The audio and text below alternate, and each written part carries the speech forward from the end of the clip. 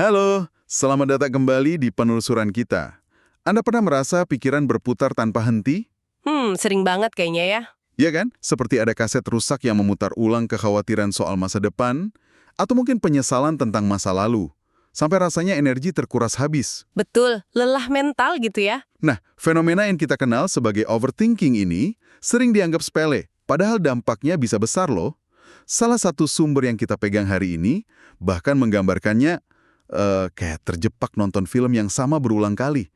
Dan endingnya selalu bikin kita cemas. Wah, analogi yang menarik tuh. Kena banget. Iya kan?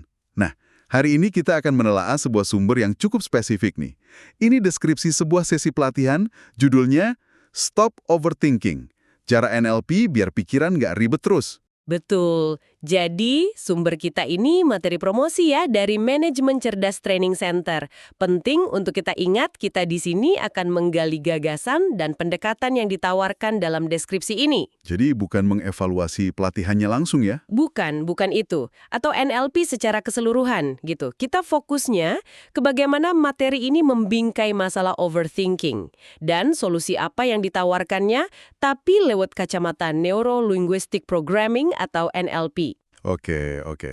Mari kita mulai dari pemahaman dasar yang ditawarkan sumber ini deh. Overthinking, menurut deskripsi itu, apa sih? Katanya sih, kondisi pikiran yang terjebak dalam siklus, mikirin hal yang belum tentu terjadi, atau malah meratapi yang sudah lewat. Lingkaran setan gitu ya. Iya.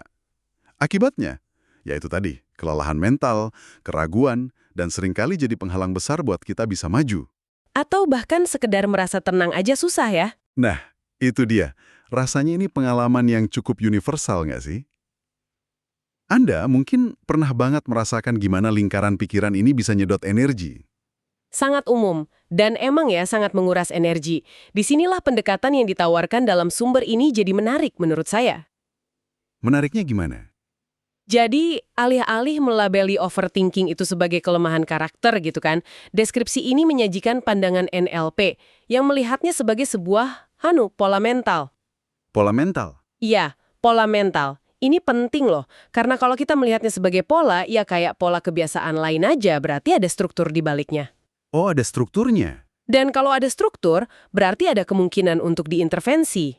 Pola mental.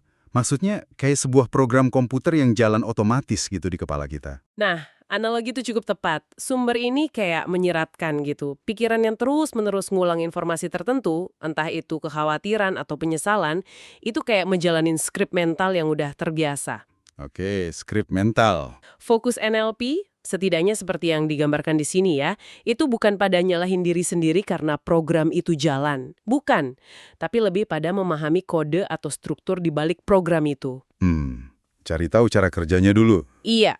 Kuncinya menurut materi ini adalah bahwa pola pikir ini bisa dikenali dan diarahkan ulang. Redirected. Diarahkan ulang. Wah, ini konsep yang menarik nih. Gimana cara kerjanya secara konseptual menurut materi ini? Apa kayak, membelokkan arah sungai gitu? Mungkin lebih kayak gini.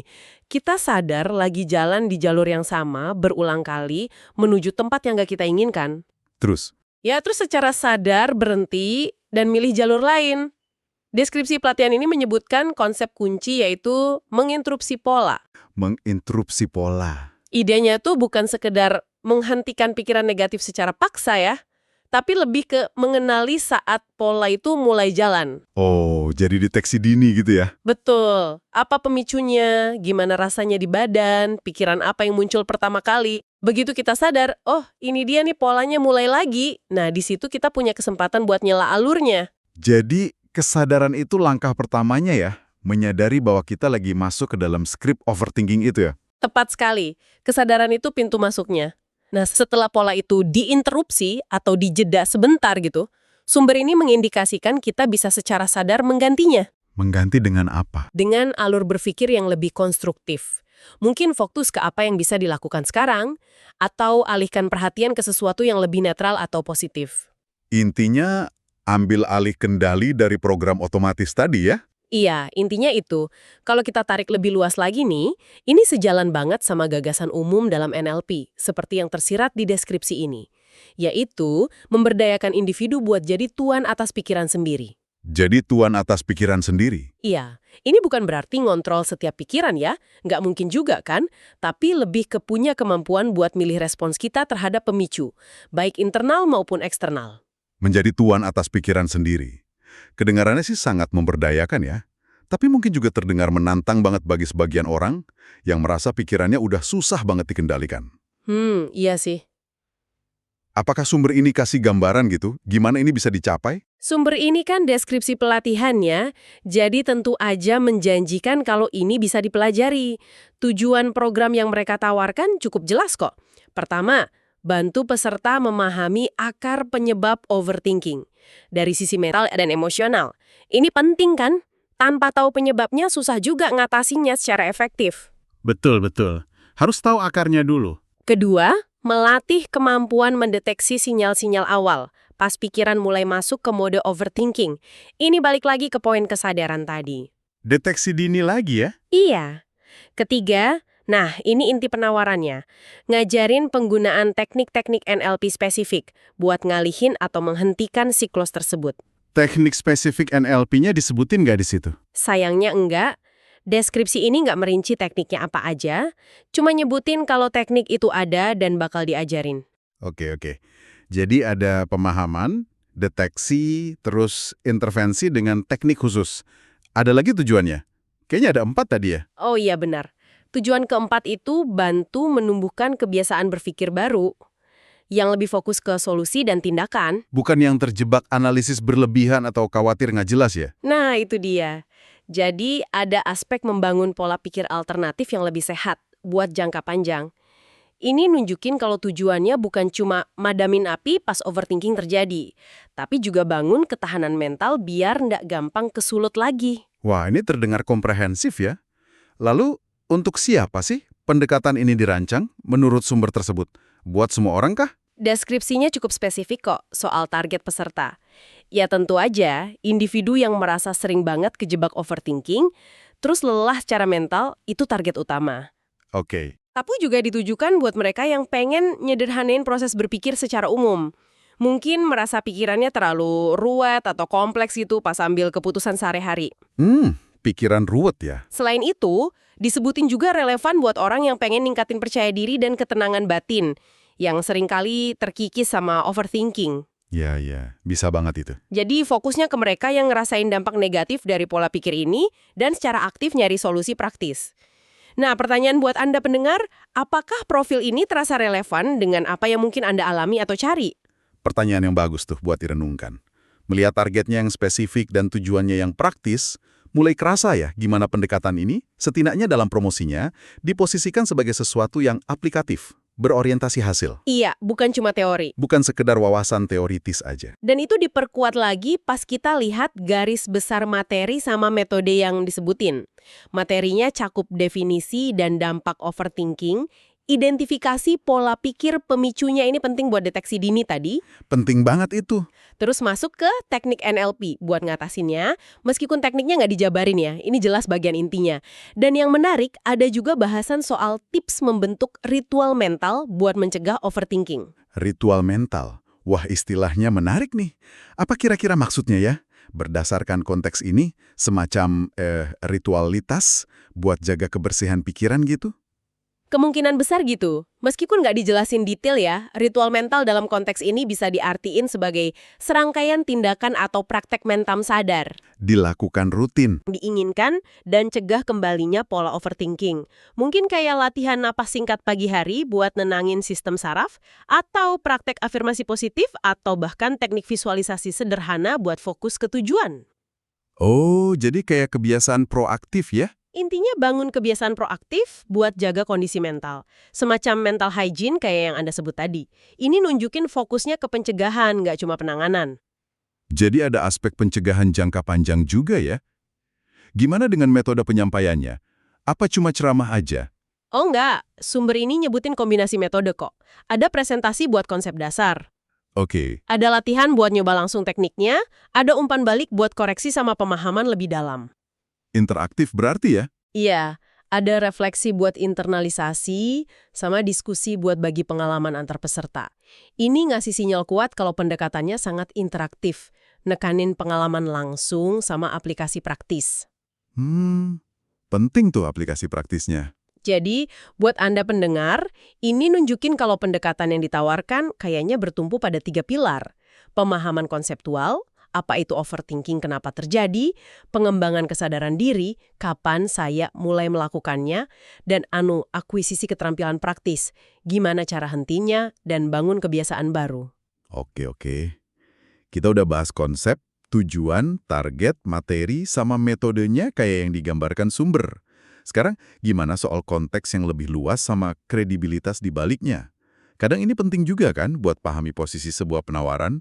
Nah, sumber ini nyebutin, kalau sesi soal overthinking ini bagian dari rangkaian 10 sesi NLP series yang lebih besar. Oh, ada seri lainnya? Iya, ada judul-judul lain yang disebutin sekilas, kayak soal kekuatan kata, kuasa kata, atau ngatasin keraguan diri, riset pikiran negatif.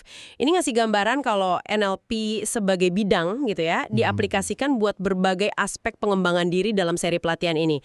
Nggak cuma terbatas di overthinking aja. Menunjukkan keluasan cakupannya ya? Betul, menunjukkan keluasan cakupan yang diklaim oleh NLP. Terus soal kredibilitasnya.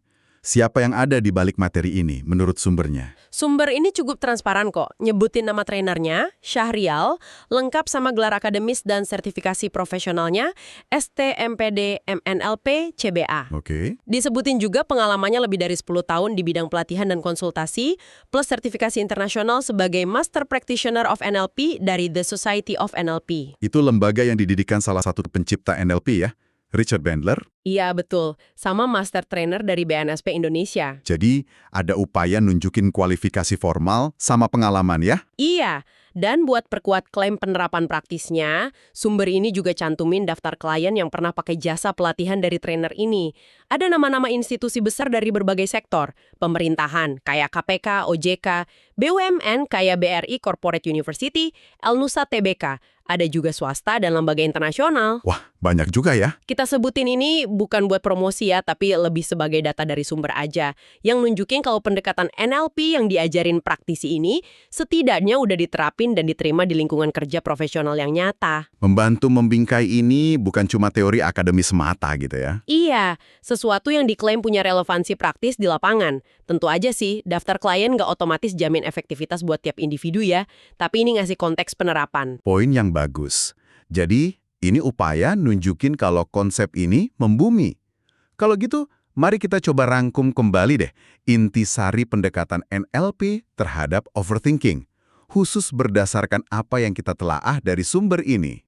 Oke, kalau kita sintesiskan ya, gagasan utamanya itu NLP nawarin kerangka kerja dan alat supaya kita bisa secara sadar memprogram ulang respons mental otomatis kita terhadap pemicu overthinking.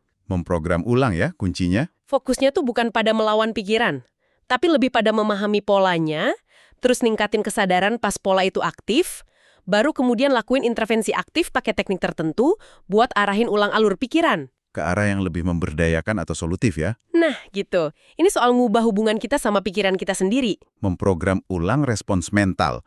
Ini kayak menyiratkan adanya pilihan dan kontrol yang lebih besar loh daripada yang mungkin kita sadari selama ini. Tepat, dan hasil yang dijanjikan dari pendekatan ini adalah hidup yang terasa lebih ringan. Lebih ringan? Maksudnya? Maksudnya, kita bisa lebih hadir, lebih fokus pada apa yang nyata di depan kita, apa yang bisa kita pengaruhi, daripada terus-terusan kesedot kepusaran cemas soal masa depan yang belum pasti, atau nyesel soal masa lalu yang nggak bisa diubah. Masuk akal. Ini bawa kita ke sebuah refleksi penting sih. Gimana kalau kita emang punya kapasitas buat secara sadar milih jalur pikiran mana yang mau kita ikuti? Alih-alih ngerasa cuma jadi penumpang yang pasrah ke bawah arus kebiasaan berpikir lama kita. Pertanyaan yang dalam tuh. Materi ini setidaknya mengklaim kalau kapasitas itu ada dan bisa dilatih. Pertanyaan reflektif yang kuat. Jadi kalau kita balik ke analogi awal tadi ya, overthinking itu kayak film yang diputar ulang terus di kepala, lengkap sama rasa cemasnya. Iya, film horor kadang ya. Bisa jadi. Nah, pendekatan kayak NLP ini, sebagaimana digambarkan di materi pelatihan ini, seolah nawarin kita sebuah remote control. Remote control pikiran ya. Iya. Mungkin bukan buat hapus film itu selamanya ya, tapi buat bisa sadar pas film itu mulai muter, terus milih neken tombol jeda. Atau bahkan ganti tayangan lain yang lebih kita inginkan atau butuhkan saat itu. Kemampuan megang remote itu sendiri udah langkah besar ya. Nah, itu dia. Kemampuan buat megang remote itu sendiri udah merupakan sebuah langkah besar. Jadi, apa artinya semua ini bagi Anda? Apa yang paling menonjol dari pembahasan kita soal cara NLP dibingkai buat atasi overthinking dalam sumber ini? Semoga penelusuran kita kali ini ngasih perspektif baru ya, atau setidaknya bahan renungan lah, tentang gimana Anda bisa berinteraksi sama pikiran Anda sendiri. Terutama pas cenderung muter-muter nggak jelas.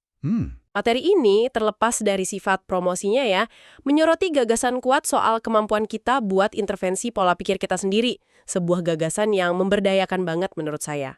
Sebagai pemikiran penutup nih, mungkin ada satu hal yang bisa Anda coba renungkan, atau bahkan praktekkan setelah ini. Apa tuh? Coba perhatikan satu aja pola pikir kecil yang sering berulang dalam diri Anda. Nggak harus overthinking yang kompleks kok. Mungkin kebiasaan cepat nyeritik diri pas lakuin kesalahan kecil. Atau kecenderungan otomatis bayangin skenario terburuk pas hadapi tugas baru. Oh, oke. Pola kecil sehari-hari ya? Iya, coba sadari kapan pola itu muncul hari ini. Terus coba interupsi dengan lembut. Caranya? Mungkin dengan ambil nafas dalam. Atau secara sadar bilang ke diri sendiri. Oke, saya sadar pola ini muncul. Terus alihin fokus sejenak ke sesuatu yang netral di sekitar Anda. Bukan buat menghakiminya ya, tapi sekedar latihan. Latihan nyadari dan lakuin intervensi kecil. Lihat apa yang terjadi. Wah, kayak eksperimen kecil ya. Iya, ini eksperimen kecil dalam menggunakan remote control pikiran Anda. Eksperimen kecil dengan potensi dampak besar. Ajakan yang menarik banget untuk dipraktekkan. Semoga ini memberikan inspirasi ya. Terima kasih udah menyimak penelusuran kita kali ini. Sampai jumpa di penelusuran mendalam berikutnya.